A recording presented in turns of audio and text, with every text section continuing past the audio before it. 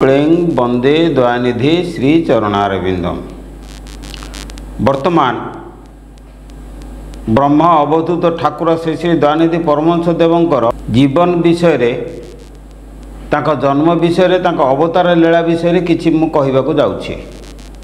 से सत्य त्रेता द्वापर और कलिजुग रे कर्मागत 10 गोटी काया धारण कर साइला परे एकादशतम काया धारण करिवार सूचना तांक श्रीमुख बाणी तथा स्वरचित पुस्तक खरस्रोता कल्परू जना जाए एवं सही तथ्य को आधार करी आमे एठारे संस्कृत रे जयदेव जेपरी 10 अवतार लीला लिखिथिले सेहीपरि आमे श्री श्री दयानिधि परमहंस देवंकर अवतार लीला विषय जानिबा।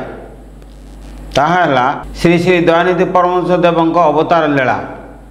ओम ओम विपुल जलधि जलं करतले ठाबं विशोषणे विमोहितं सजन भावं ब्रह्मावधूत अगस्त्यरूप जय जय गुरुदेव जय जय गुरुदेव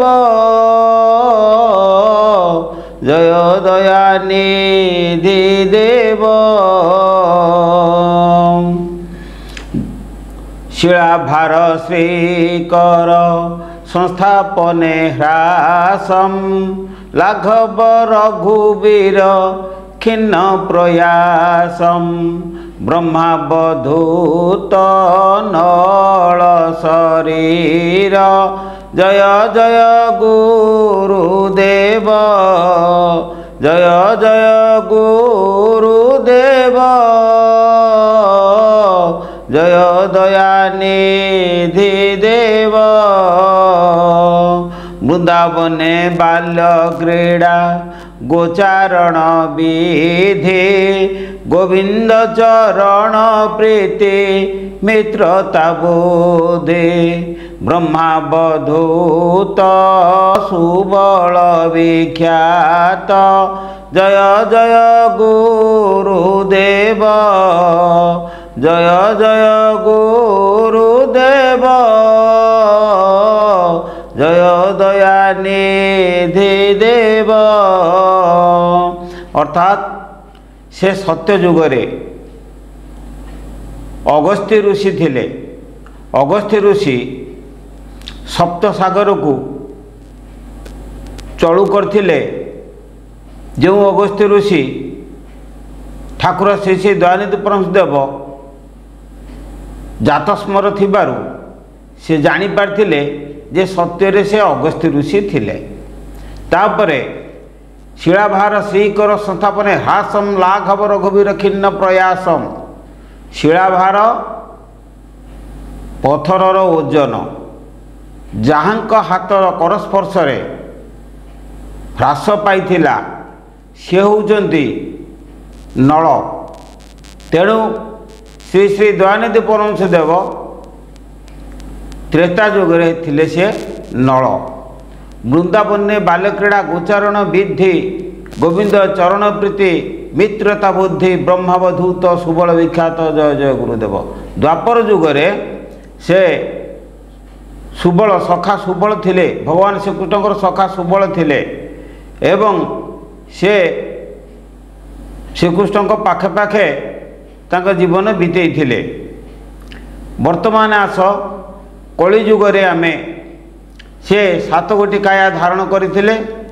से काया गुड़ी को आमे वर्तमान जानिबा। कौन श्रीक्षेत्रे शिशु धृते सनातन स्मृते श्री अनंत गुहा गादे जनहित कृति ब्रह्मावधूत शिशु अनंत जय जय गुरुदेव जय जय गुरुदेव जय दयानिधि देव। से कलिरे तांकर प्रथम जन्म शिशु अनंत जी से क्षेत्र रे राजा सम्मुख रे शिशु रूप धारण करी एक अलौकिक कीर्ति रखी जाइछन्ति। सेही शिशु अनंत हेउचन्ति आमर श्री श्री ठाकुर दयानिधि परमहंस देव। तापरे कलिरे यह हूँ तांकर प्रथम जन्म। द्वितीय जन्म द्वितीय काया हूँ कौन जया क्लिष्ट वचन मिष्टोपदेशम भावनीय राम पद कमल विशेषम ब्रह्मावधूत तुलसीदास जय जय गुरुदेव जय जय गुरुदेव जय दयानिधि देव। कलिरे द्वितीय जन्म होउचंदी से तुलसीदास। जाया क्लिष्ट वचन मिष्टोपदेशम तांका स्त्रीर जो क्लिष्ट वचन से तांकर मिठा उपदेश रे परिणत होइथिला। आउ कौन ना सेही उपदेश बल रे भावनीय रामपद कमल विशेषम से सेही कटुवचन द्वारा विताड़ित हेई भगवान रामचंद्रंकर पदकमल लाभ करथिले। जो शिशु अनंत से शिशु अनंत होउचंती ठाकुर श्री श्री दयानिधि परमहंस देव।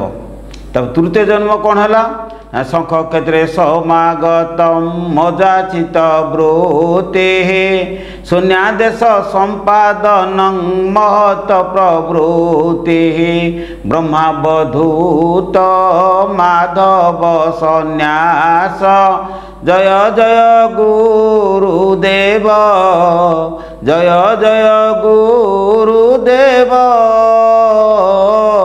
जय दयानिधि देव। शंख क्षेत्र अर्थात श्री क्षेत्र रे से कौन करते ना माधवानंद तृतीय जन्म तांकर थिला माधवानंद। से माधवानंद सन्यासी से कौन करते ना जेतेबेले क्षीरचोरा गोपीनाथ पाखरु भगवान उनकर आदेश पाई सी आसी श्रीक्षेत्र में पहुँची थे। शून्य आदेश पाई श्रीक्षेत्र आसी पहुँची थे एवं भगवान श्रीकृष्ण भगवान जगन्नाथंकर श्रीअंग चंदन नहीं सेठी जीवा लगी आदेश पाई सी होचंदी किए से ना सी होचंदी एई माधवानंद सन्यासी। यही सन्यासी होचंदी ब्रह्म अवधूत ठाकुर से दयानिधि परमहंस देवकर तृतीय जन्म। ये तृतीय जन्म रे से माधव सन्यासी होइथिले। आउ कौन तांकर चतुर्थ धर्म है सूर्यमणि। सूर्यमणि कौन करथिले चढ़ैया पर्वते पूतं जरायुज देहं ज्ञाने नये काम्र बने विगत संदेहं ब्रह्मावधूत सूर्यमणि संत जय जय गुरुदेव जय जय गुरुदेव जय दयानिधि देव। चढ़ैया पर्वत रे से तांकर काया को पवित्र करी ज्ञान साधना करथिले। ज्ञान रे से तांकर संदेह मुक्त होइथिला जहा फଳରେ कि से ठाकुरों का सानिध्य लाभ करथिले। से होचंदी किए से ना संत सूर्यमणि जे कि ठाकुर से दयानिधि परमहंस देवकर चतुर्थ जन्म। तापरे घड़िया माल समीपे विख्यात कीर्ति ब्रह्मचर्य संन्यास विहित निष्पत्ति ब्रह्मावधूत हृदानंद भक्त जय जय गुरुदेव जय जय गुरुदेव जय दयानिधि देव। घड़ियामाल नदी निकटरे जो ग्राम अवस्थित से ग्राम से जन्मग्रहण करी पंचम काया धारण करथिले। से किए से ना सी होउछन्ति हृदानंद सन्थ।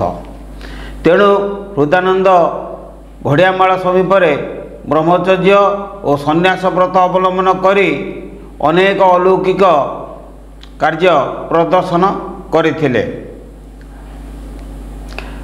षष्ठरे से रंगाधर काया धारण करथिले।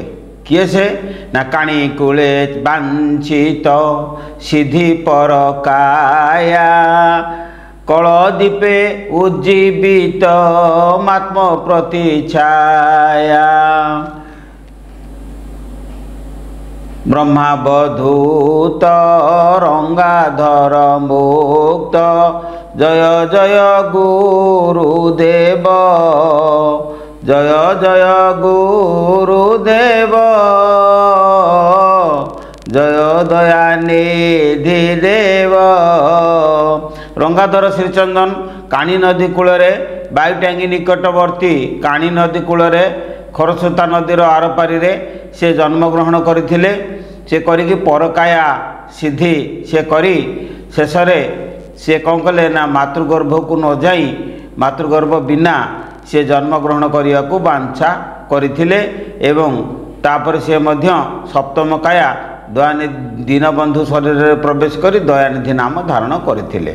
से कथाटा वर्तमान कहबा कौन खरस्रोता तीरे भव लीला समाप्तम गोनासिका गिरिपदे गुरु कृपा प्राप्तम।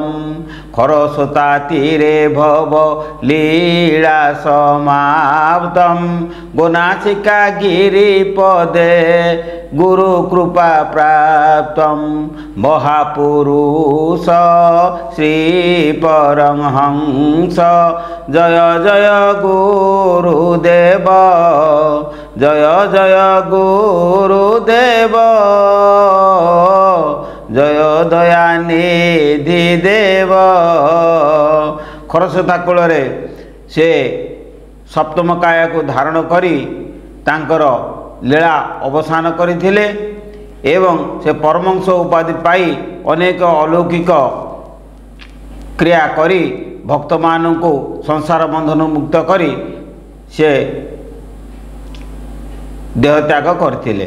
केमिति अंतिम यात्रा अंतं जाह्नवी तटे अशेष गौरव गीतं सेवक कंठे मुरली धृत वायुटांगे नाथ जय जय गुरुदेव जय जय गुरुदेव जय दयानिधि देव। कलिकतार गंगा नदी कूल माटिया पृष्ठारे से शेषरे देहत्याग करी जुगे जुगे अमर कीर्ति रखी जाइछन्ति। से किए से ना सी होउछन्ति वायुटांगी नाथ श्री श्री दयानिधि परमहंस देव। आउ कौन प्रतीक्षात वागत निर्धार्य उक्तिम मंजुल मनोहर मंगल मूर्तिम भव प्रदीप भवेश रूप जय जय गुरुदेव जय जय गुरुदेव जय दयानिधि देव। हे प्रभु आपणकर भविष्यवाणी को आम अपेक्षा करिचु।